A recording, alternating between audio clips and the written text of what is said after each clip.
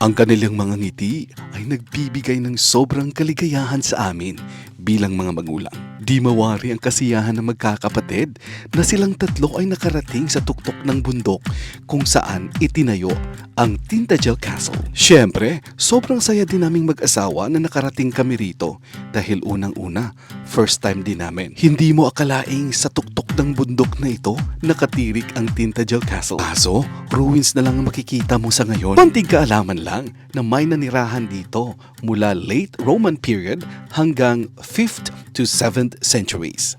At naging tanyag ang lugar na ito noong 12th century noong naisulat ni Geoffrey Monmouth na si King Arthur ay dito ibinuntis. Napakadaming turistang bumibisita rito, especially kapag tag-araw o summertime. Kaya kayo din, habang nakakalakad pa, mag-travel na with DNG Travel and Tours. Please follow! Maraming salamat!